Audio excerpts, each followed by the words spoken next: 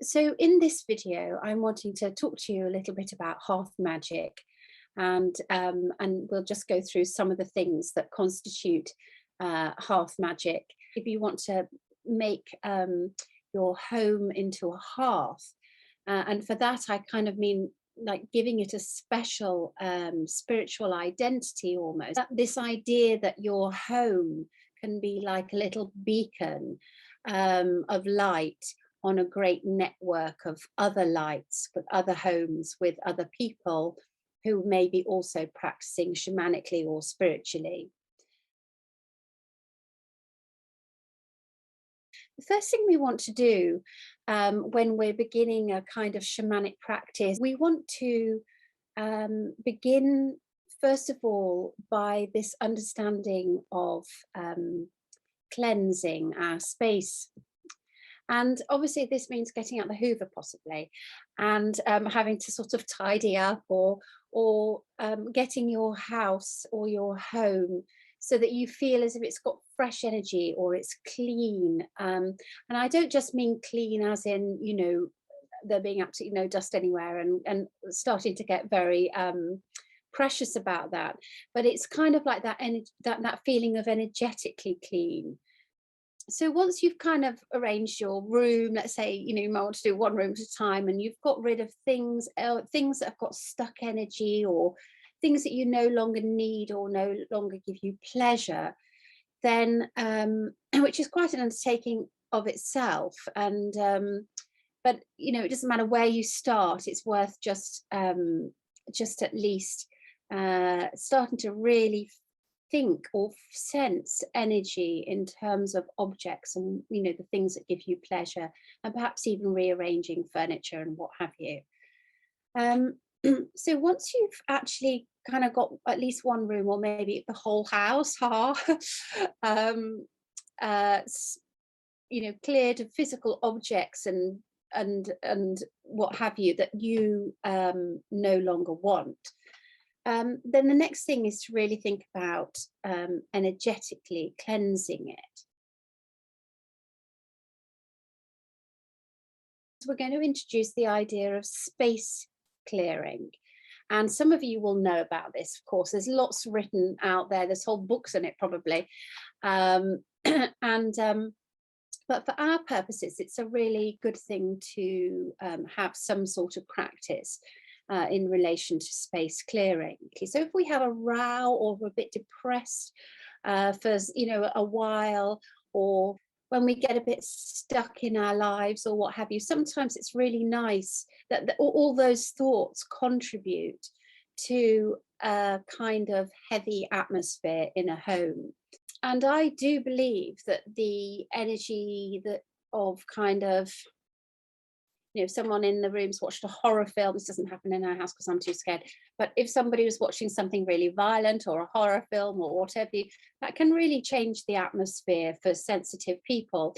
And certainly it wouldn't be kind of the sort of place that you would want to open up or do a ritual afterwards if there's that really sort of low energy.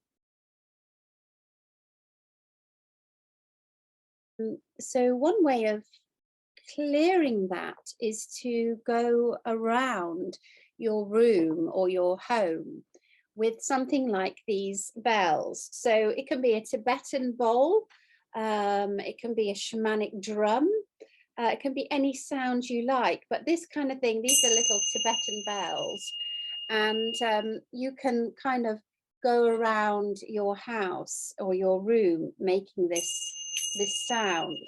And the idea is that the sound clears out any stuck or negative energy, and you might want to go around in the corners and what have you. The way that I like to do it is a kind of slightly in a ritualistic manner, but say it's the night of the full moon or a special time or a new moon, or a solstice or some other festival. Sometimes it's really nice to start your kind of a little ceremony or a little ritual by going around striking, well, I do it with these little Tibetan bells, but you can do it with a Tibetan bowl, all sorts of things. There's crystal bowls, there's shamanic drums. But the idea is you're kind of shaking up or circulating stale energy.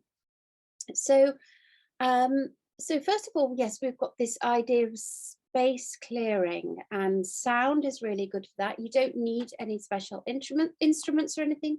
You can use your voice, or people clap sometimes in their, around their room, and it's really nice to, you can do it in a anti-clockwise fashion, as that notion of going in an anti-clockwise fashion is often associated with kind of getting rid of something. And when we're calling energy or a quality in, then we might do it in a clockwise direction, and those are the kind of traditional directions. Sunwise or Widdershins, it's called. So sunwise is clockwise and Widdershins is anti-clockwise. So to get rid of things, we go anti-clockwise. To invite things in or qualities in, we go clockwise. So yeah, so that's the first thing, is this cleansing and purifying. And we're really thinking about energy once we've done the necessary physical stuff. We're really thinking about the energy. So you know that feeling of going into very special places like churches or temples, and there's this very well, can be, not necessarily, but there's this very refined divine energy.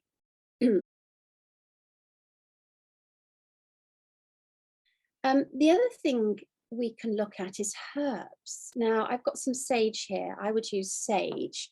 This is actually sage, not from the garden. This is sage that I have bought, and is from a kind of a mind body spirity type shop. And but it's traditionally sage. Well, it is antiseptic sage. And this is from America. It's an American sage, sweet sage, and I think it's white sage. I don't know the Latin name for it. You can use sage from the garden. You can use any herbs of your choosing, and that's actually really quite nice. So to actually grow your own herbs and then dry them and bundle them up as cleansing herbs, that I would think is really potent, because you kind of have got a relationship with those herbs, and I think that's a really lovely thing to do. And in that case, you might want to look up what sorts of herbs you might use, but you could use thyme or sage, just ordinary garden sage. All sorts of herbs would be associated with cleansing, or I suppose like the antibacterial herbs or the antiviral herbs like thyme and sage and perhaps rosemary, and there will be others as well, lots of them, I would think. So that's a thought, that you could use something like sage. I've only tried these recently, but my sister bought these for me. Palo Santo sticks. It's a tree. And they're used again for smudging. We call it smudging when we use the smoke of the sage to, the sage or this fragrant stick. They smell a little, well, they do smell quite strongly actually when you smell them, but the idea is that you light them, and then once they're lit, you blow out the flame, likewise with your sage. And what you're really wanting is the smoke. And you're going to, so the idea is that the smoke travels to each part of the room and each part of the house. And the smoke cleanses away any negative thought forms or any negative energy that you may have accumulated. I use this is a swan feather that I have, and swans are associated with purity, and because of these beautiful white birds and beautiful white feathers. And so I would use, sorry, I haven't got this lit at the moment, but I would light my sage, and then I would use the feather to kind of cleanse my aura. And again, feathers are the structure of the feathers, you know, all the little, when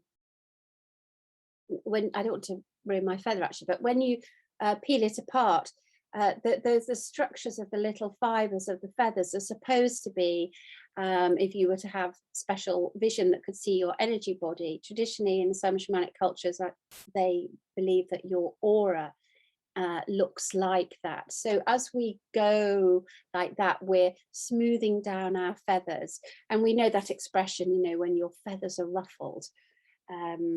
So I'm very fond of my swan feather, and it does get dusty sitting on my shelving. But if you boil a pan of water and you put any feather into it and bring it back out, that also kind of cleanses your feather too, if you like. And so that's a nice thing to do. It doesn't have to be a swan feather, but for me, it was something that it was just so lovely. Paul brought it back for me actually, and to me it was that beautiful, the swan medicine of that purity, and but strength as well of the swan. So yes, so and likewise these sticks you can use, and try not to set your house on fire. And also there are, sorry, what was I going to say? Yes, your fire alarm, you might want to think about that in case you set it off. Mine aren't that sensitive actually, but worth thinking about. If you're not into the whole smoky thing and you rather have something less honky, sometimes in the morning it smell a bit like someone's been smoking in your house. But there are these things, you've probably got them or seen them. This one's from Neil's Yard Remedy, and you light a little candle, a little tea light in here, and then you put a bit of water in the top, and then you put some essential oils in. And again, you would choose them, the ones that you felt were about getting rid of negative energy or what have you. Again, same things. I'm sorry, I'm just getting my little, I've got a little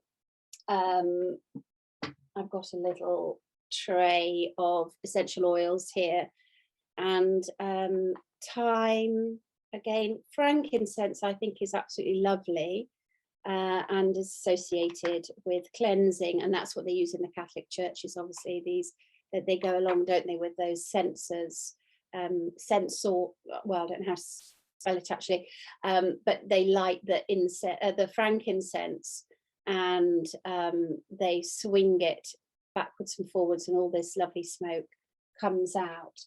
That's not from an essential oil, that will be from frankincense itself. I'm trying to think whether I should have some somewhere, but you get the little grains of frankincense and myrrh, quite often they come.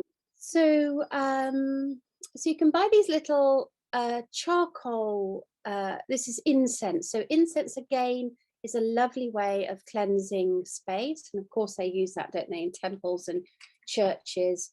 So you can get incense sticks, so all this paraphernalia, but it's all very lovely, and you can get incense holders where you can, you know, obviously get your stick out and light them. I'm sure you've all seen these. So you've got a little stick, same thing, light it, blow it out, and the smoke cleanses and makes your room smell very fragrant, and you can put them inside your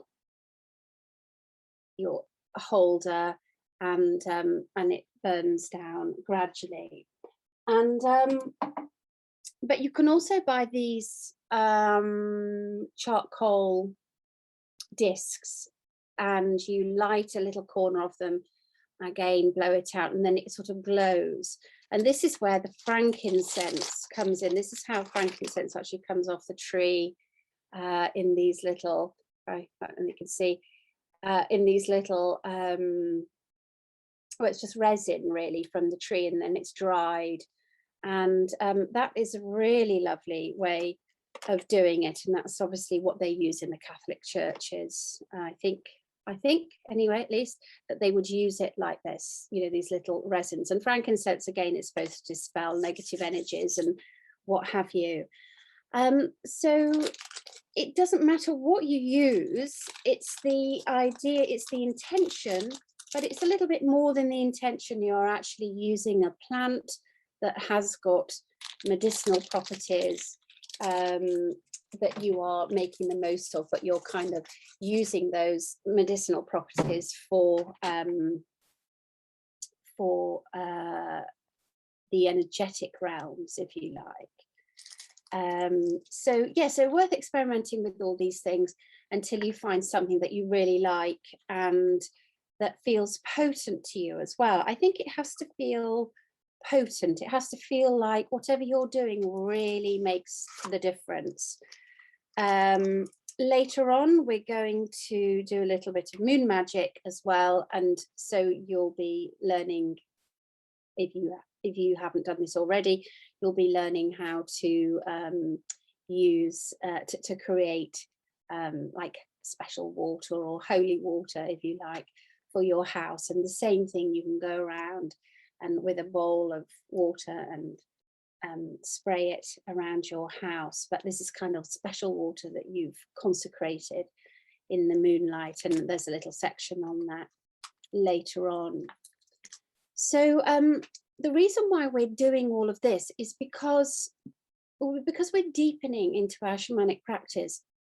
We want to make sure that when we close our eyes and we go deeper in, as we start to journey more into the other world and what have you, we want to make sure that we've created a safe place energetically so that we can travel, if you like, without worrying that something, you know, that we're not protected astrally or energetically or what have you.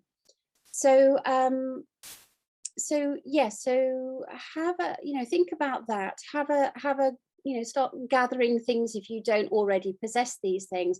But I do believe the ultimate thing is to grow your own herbs and dry them, but that's obviously a whole season. And to tie little bundles together, and you know, that's a really lovely thing to do. And it's gathering those herbs as well.